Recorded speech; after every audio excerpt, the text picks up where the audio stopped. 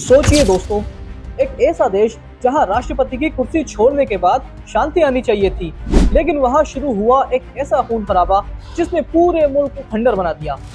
अरब spring के बाद Yemen में छिड़ी जंग, जिसमें हुकूमतें टूटी, गुट बने और विदेशी ताकतों ने उसे अपने प्रॉक्सी वॉर का मैदान बना दिया। आज हम बताएंगे कैसे अली अब्दुल्ला साले के इस्तीफे के बाद यमन दुनिया के सबसे बड़े गृह युद्ध और मानवीय संकट में डूब गया।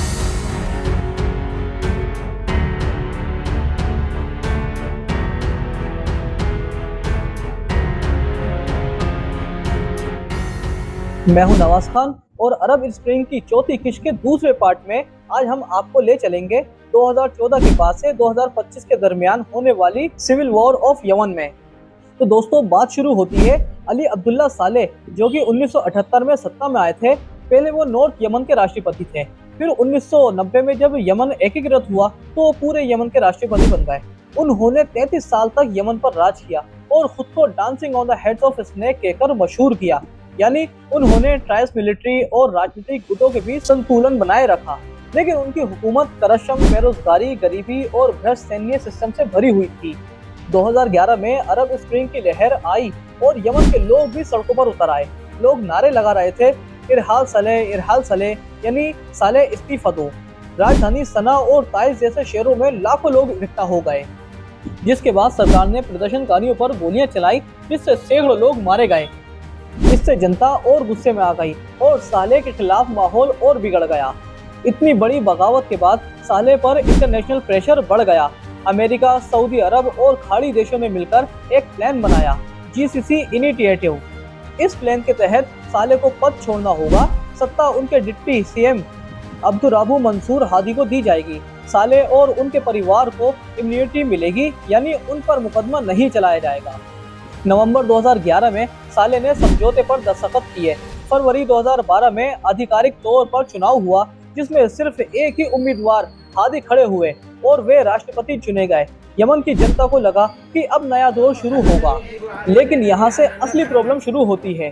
हादी के पास ना तो साले जितना अनुभव था और ना ही ट्राइबल कनेक्शन। वे बहुत कमजोर और निर्णयहीन समझे जाने लगे। साले ने भले ही इस्तीफा दे दिया, लेकिन उनके वफादार अभी भी आर्मी, सुरक्षा बलों और राजनीति में मजबूत थे। असल में साले पर्दे के पीछे से राजनीति को कंट्रोल कर रहे थे। बेरोजगारी, तेल गैस की कमी और महंगाई ने जनता का हाल बुरा कर दिया। इस पावर ट्रांजिशन का फायदा उठाकर अल कायदा इन अरबियन पेनिसुला यानी AQAP और बाद में आईसिस ने यमन में अपना प्रभाव बढ़ाया। उत्तरी यमन का शिया होती समूह भी इस पूरे सिस्टम से नाराज था। उन्हें लगा कि ट्रांजिशन में उनकी आवाज दबा दी गई है। साले के इस्तीफे को लोग नई सुबह समझ रहे थे, मगर असलियत ये थी कि यमन अब और बड़े तूफान की ओर बढ़ रहा था। कमजोर लीडर, टूटा हुआ सिस्टम और नाराज गुट सब मिलकर यमन को एक और खतरनाक दौर में धकेल रहे थे। हूती तहरीक, जिसे अंसारुल्लाह भी कहा जाता है, उत्तरी यमन के सादा इलाके में शुरू हुई। ये ज़ैदी शिया मुसलमानों का एक ग्रुप था जो सदियों से यमन की तहजीब और सियासत का हिस्सा रहा है। लेकिन अरब स्प्रिंग और साले के इस्तीफे के बाद हूतियों को लगा कि उनकी पहचान, उनका मजहब और उनका हक दबा दिया गया है। जब अब्दुर्रबू मंसूर हादी सत्ता में आए तो वो एक कमजोर सिपह सलार साबित हुए। ना उनके पास कबीलों का सहारा था, ना ही फौज पर पूरा कंट्रोल। हूतियों ने इस कमजोरी का फायदा उठाया। उन्होंने नारे बुलंद किए, हम भ्रष्ट हुकूमत और बेइंसाफी के खिलाफ लड़ रहे हैं। अरब स्प्रिंग ने हूतियों को एक मौका दिया। साले की हुकूमत टूट चुकी थी, हादी सरकार कमजोर थी और जनता गरीबी और बेरोजगारी से परेशान थी। ऐसे हालात में हूतियों का संदेश असरदार साबित हुआ। उन्होंने कहा, हम सिर्फ ज़ैदियों के लिए नहीं बल्कि तमाम यमनियों के लिए इंसाफ चाहते हैं। धीरे धीरे हूतियों को कबीलों और आम लोगों का सपोर्ट मिलने लगा। दिलचस्प बात यह है कि अली अब्दुल्ला साले, जिन्होंने कभी हूतियों पर जंग छेड़ी थी, अब पर्दे के पीछे से उनके साथ खामोश रिश्ते बनाने लगे। वे साफ थी, दोनों का दुश्मन एक था, हादी और उसके सऊदी अरब वाले हिमायती। ये अजीबोगरीब गठबंधन हूतियों को और मजबूत बना गया। यमन की सरजमीन पर एक नई तहरीक उठ रही थी, वो तहरीक जो अपने आप को मजलूमों की आवाज कह रही थी, मगर असल में उनका मकसद था सत्ता पर कब्जा। हूतियों का ये उभार यमन की सियासत को ऐसे मोड़ पर ले आया जहां से वापस लौटना अब नामुमकिन था। 2013 से 14 तक हूतियों की ताकत लगातार बढ़ रही थी। वो पहले सादा और उत्तरी इलाके में मजबूत हुए, फिर धीरे धीरे अपनी नजरें राजधानी सना पर टिकाई। हादी सरकार कमजोर थी और फौज के बहुत से हिस्से अब भी साले के वफादार थे। यानी जब हूतियों ने कदम बढ़ाया तो उन्हें बहुत ज्यादा रुकावट का सामना नहीं करना पड़ा। 2014 में ईंधन यानी फ्यूल सब्सिडी को लेकर जनता पहले ही गुस्से में थी। हूतियों ने इस गुस्से को भड़काया और कहा हादी सरकार अवाम को लूट रही है। उन्होंने भारी मार्च और धरने किए, यहाँ तक कि राजधानी की सड़कों पर हजारों हूती लड़ाके पहुंच गए। सितंबर 2014 में हूतियों ने सना पर सीधा हमला बोल दिया। चारों तरफ से उन्होंने शहर को घेर लिया। हादी सरकार ने फौज भेजी, लेकिन याद रखें दोस्तों, उस फौज का बड़ा हिस्सा अब भी साले के कंट्रोल में था। बहुत से सैनिकों ने लड़ाई ही नहीं की, बल्कि हूतियों को अंदर घुसने दिया। नतीजा, कुछ ही दिनों में राजधानी सना पर हूतियों का कब्जा हो गया। राजधानी गिरने के बाद हादी कैदी जैसा हो गए, उन्हें नजरबंदी में रखा गया। उनकी सरकार पंगु बन चुकी थी। हूतियों ने संसद पर दबाव डालकर नई हुकूमत बनाने की कोशिश की, लेकिन जब हालात हाथ से निकले तो हादी भागकर एडन चले गए और खुद को वैध राष्ट्रपति घोषित कर दिया। सना की गलियों में अब एक नई सल्तनत का ऐलान हो चुका था। जहां कभी हादी की हुकूमत थी, अब हूतियों के झंडे लहरा रहे थे। हुकूमत की इमारतें, फौज की छावनियां और राजधानी का दिल, सब कुछ अब अंसारुल्लाह के कब्जे में था। यमन अब दो हिस्सों में बढ़ चुका था। एक तरफ सना पर हूती, दूसरी तरफ एडन में भागी हुई हादी की हुकूमत। लेकिन ये तो बस आगाज था, असली जंग अभी बाकी थी, क्योंकि अब मैदान में उतरने वाले थे सऊदी अरब और उसके हामियों का गठबंधन। अली अब्दुल्ला सालेह और हूतियों का रिश्ता हमेशा खून और दुश्मनी से भरा रहा था। 2004 से 2010 के बीच सालेह की सरकार ने हूतियों के खिलाफ कई जंगें लड़ी थी। हजारों लोग मारे गए। Houthi leader Hussain al Houthi भी इसी जंग में मारे गए। यानी दोनों के बीच खून का हिसाब था। लेकिन 2014 से 15 के हालात ने अजीब मोड़ ले लिया। हादी की हुकूमत दोनों के लिए खतरा थी। हूतियों के लिए क्योंकि हादी सऊदी और पश्चिमी देशों के नजदीक थे। साले के लिए क्योंकि हादी ने सत्ता में आते ही उन्हें और उनके परिवार को किनारे कर दिया था। इसलिए साले और हूतियों ने साझा दुश्मन के खिलाफ हाथ मिला लिया। साले के पास अब भी आर्मी, रिपब्लिक गार्ड और सुरक्षा एजेंसियों पर गहरा असर था। उन्होंने अपने वफादार फौजी कमांडरों को कहा कि हूतियों का साथ दो। नतीजा, हूतियों की ताकत कई गुना बढ़ गई। राजधानी सना पर कब्जे के बाद ये गठबंधन और मजबूत हुआ। सियासत के मैदान में कभी कभी बड़े दुश्मन हालात से मजबूर होकर एक ही मेज पर बैठ जाते हैं। साले और हूतियों का ये इत्तेहाद भी कुछ ऐसा ही था। कल तक जो एक दूसरे का खून बहा रहे थे, आज एक दूसरे को गले लगा रहे थे। मगर ये गठबंधन मोहब्बत से नहीं, बल्कि सत्ता की भूख से बना था। इंटरनेशनल लेवल पर सब हैरान रह गए, क्या साले सचमुच उन्हीं हूतियों का साथ दे रहे हैं जिनसे उन्होंने 6 जंगें लड़ी थी।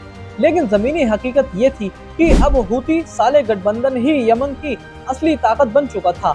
ये गठबंधन इतना मजबूत हो गया कि सऊदी अरब और उसके साथी देशों ने भी डर कर सैन्य दखल अंदाजी का फैसला कर लिया। मगर जैसा कि सियासत की दुनिया में अक्सर होता है, ये गठबंधन भी हमेशा नहीं चलने वाला था। वक्त आने पर यही दोस्त एक दूसरे के सबसे बड़े दुश्मन बनेंगे और यही कहानी यमन को और गहरे खून खराबे में धकेल देगी। 2015 की शुरुआत तक हूती साले गठबंधन ने राजधानी सना और उत्तरी इलाके पर पूरा कंट्रोल कर लिया था। उन्होंने अपनी नजर अब दक्षिण साउथ की तरफ डाली। मार्च 2015 में हूती लड़ाके एडन की तरफ बढ़ने लगे, वही शहर जहां राष्ट्रपति हादी भागकर अपनी सरकार बचाने की कोशिश कर रहे थे। हालात साफ थे, अगर एडन भी गिर जाता तो हादी की वैध हुकूमत पूरी तरह खत्म हो जाती। सऊदी अरब को ये सबसे बड़ा खतरा महसूस हुआ। अगर हूती पूरे यमन पर कब्जा कर लेते तो इसका मतलब था ईरान की हुकूमत का सीधा असर सऊदी की सरहदों पर होता। हूती पहले ही ईरान समर्थित समझे जाते थे, इसलिए सऊदी अरब ने फैसला किया हम हूतियों को रोकेंगे और हादी की वैध हुकूमत को वापस लाएंगे। 25 मार्च 2015 को सऊदी अरब और उसके अरब साथियों ने मिलकर ऑपरेशन डिसीव स्टॉर्म भी शुरू किया। पहले ही रात सऊदी एयरफोर्स ने सना और कई हूती इलाकों पर भयानक हवाई हमले किए। उनका निशाना था हूती ठिकाने, आर्मी बैरक और मिसाइल स्टॉप पाइप। लेकिन हकीकत ये थी कि इन बमबारी में नागरिक इलाके, स्कूल, अस्पताल और बाजार भी तबाह हो गए। रात का अंधेरा और आसमान से बरसते बम सऊदी गठबंधन का दावा था कि वो हूतियों को खत्म कर रहे हैं। मगर सना की गलियों में गूंज रही थी मासूम बच्चों की चीखें। यमन अब सिर्फ एक गृह युद्ध नहीं रहा था, बल्कि एक प्रॉक्सी वॉर का मैदान बन चुका था, जहां एक तरफ ईरान था और दूसरी तरफ सऊदी अरब। इस गठबंधन में सिर्फ सऊदी अरब नहीं था, यूएई, बहरीन, मिस्र, जॉर्डन, कुवैत, मोरक्को और कई अरब देश शामिल हुए। अमेरिका, ब्रिटेन और फ्रांस ने लॉजिस्टिक और इंटेलिजेंस सपोर्ट किया, यानी ये जंग अब रीजनल और इंटरनेशनल हो चुकी थी। इस हस्तक्षेप का नतीजा ये हुआ कि हूतियों को पूरी तरह खत्म तो नहीं किया जा सका, लेकिन पूरा यमन आग और खून के दरिया में डूब गया। लाखों लोग अपने घर छोड़कर भागने लगे। यूएन ने इसे दुनिया का सबसे बड़ा इंसानी संकट करार दिया। सऊदी दखल अंदाजी का मकसद था यमन को बचाना, मगर हकीकत ये थी कि इसने यमन की तबाही को और गहरा कर दिया। अब हालात इस मुकाम पर पहुंच चुके थे कि जंग का असली शिकार सिर्फ अवाम थी। 2015 के बाद सऊदी गठबंधन और हूती विद्रोहियों के बीच एक जंग लगातार बढ़ती रही, लेकिन असली नुकसान आम जनता को उठाना पड़ा। बमबारी, भूख, बीमारियां और विस्थापन, हर तरफ तबाही तबाही थी। जंग की वजह से खास सप्लाई ठप हो गई। सऊदी गठबंधन ने यमन की समुद्री नाकाबंदी कर दी, जिससे अनाज और दवाइयां देश तक नहीं पहुंच पा रही थी। नतीजा, लाखों लोग भूख से तड़पने लगे। UNICEF के मुताबिक हर 10 में से 8 यमनी भूख या कुपोषण से जूझ रहे थे। जंग से तबाह स्वास्थ्य सिस्टम बीमारियों को रोक नहीं पाया। सबसे बड़ा हमला था हैज की बीमारी। यूएन ने कहा, यह आधुनिक इतिहास की सबसे बड़ी हैजा की बीमारी है। लाखों लोग बीमार पड़े और हजारों लोगों ने जान गंवाई। इस जंग ने सबसे ज्यादा असर बच्चों पर छोड़ा। यूनिसेफ रिपोर्ट, हर 10 मिनट में एक यमनी बच्चा भूख या बीमार से मर रहा था। स्कूल बंद हो गए, लाखों बच्चे शिक्षा से वंचित हो गए। छोटे छोटे बच्चे हथियार उठाने पर मजबूर हुए, क्योंकि कई गुट उन्हें बाल सैनिक बता रहे थे। यमन की सरजमीन, जो कभी गड्ढे और तहसीब की सरजमीन थी, आज वहाँ भूख, बीमारी और खून का समुंदर बह रहा था।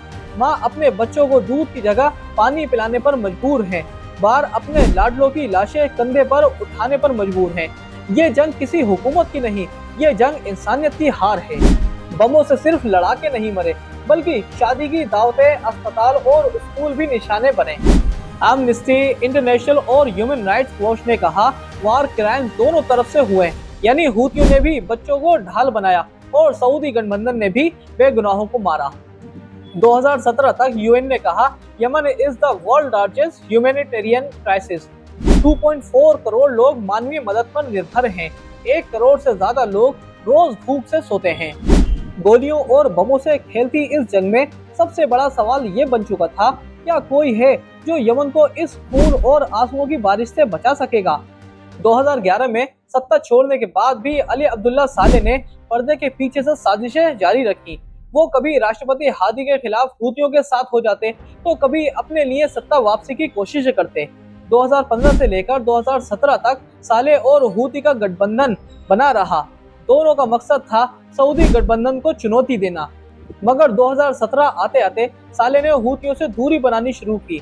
उसने सऊदी अरब, यूएई से गुप्त बातचीत शुरू की, ताकि फिर से सत्ता हासिल की जा सके।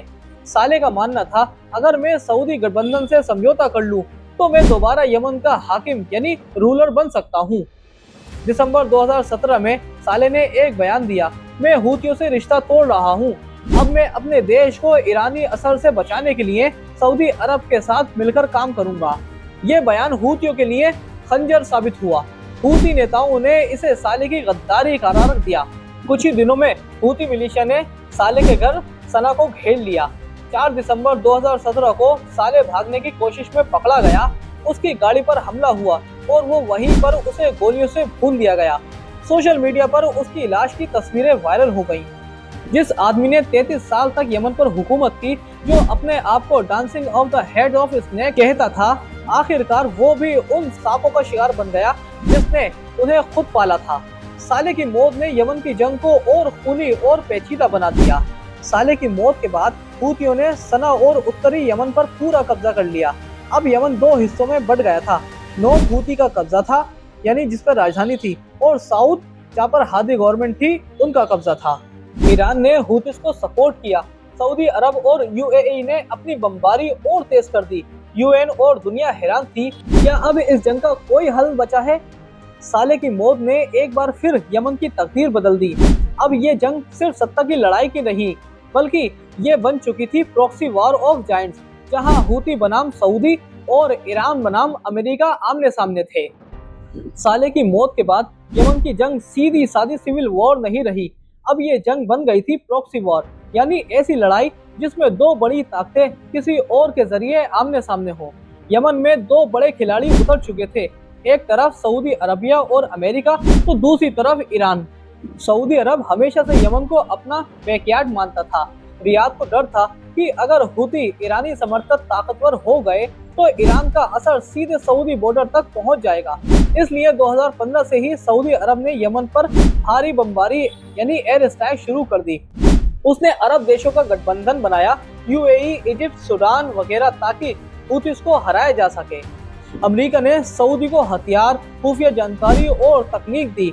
वाशिंगटन का मकसद था ईरान को यमन से दूर रखना।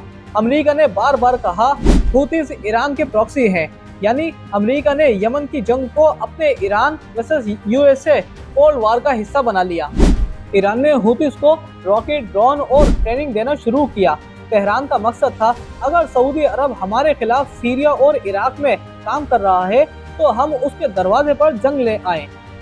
हूतीस ने ईरानी टेक्नोलॉजी से ड्रोन और मिसाइलें बनाई और सऊदी के तेल के ठिकानों तक हमला किया। 2019 में अब कैक ऑयल फैसिलिटी पर हूती के हमले ने पूरी दुनिया को हिला दिया। अब यमन सिर्फ यमनियों की जंग नहीं रही थी, ये बन चुकी थी बड़े बड़े शहरों की लड़ाई का मैदान। सऊदी और अमेरिका एक तरफ, ईरान दूसरी तरफ, और बेचारी यमनी अवाम बस गोलियों और बमों के बीच पिसते चले जा रहे थे। यूएन ने इसे दुनिया का सबसे बड़ा मानवीय संकट, ह्यूमैनिटेरियन क्राइसिस कहा। 2 करोड़ से ज्यादा लोग भूख और बीमारी से जूझ रहे थे। स्कूल, अस्पताल, मस्जिद, कोई जगह महफूज नहीं रही। एक तरफ ताकतवर मुल्क अपने अपने झंडे लहरा रहे थे, दूसरी तरफ यमनी बच्चे रोटी और पानी के लिए तरस रहे थे। दोस्तों, यमन की ये जंग अब प्रॉक्सी वॉर ऑफ जायंट बन चुकी थी, जहां असली मकसद सत्ता या लोकतंत्र नहीं बल्कि ताकत और असर का था। मगर असली सवाल ये है, क्या इन ताकतवरों की लड़ाई में कभी यमन को सुकून मिलेगा या ये मुल्क हमेशा खंडर बना रहेगा? दोस्तों, यमन की खाना जंगी आज भी जारी है। न सिर्फ खाना जंगी, बल्कि यमन ईरान का प्रॉक्सी वॉर के तहत इजराइल से आज भी जंग कर रहा है और लाल सागर को उसने कैप्चर कर रहा है और वहां से गुजरने वाले हर शिप को वो निशाना बनाता जा रहा है। दोस्तों, क्या यमन में कभी सुकून होगा? क्या ये सिविल वॉर खत्म होकर क्या मुस्तकबिल में कभी एक मजबूत यमन बन सकेगा? इसमें आपकी क्या राय है दोस्तों? नीचे कमेंट बॉक्स में जरूर बताइए। और अगर आपने हमारी पिछली अरब स्प्रिंग की किस्तें नहीं देखी हैं तो उनका लिंक मैंने डिस्क्रिप्शन में दे रखा है, आप देख सकते हैं। तब तक के लिए मुझे दीजिए इजाजत। मैं आपका दोस्त नवाज खान।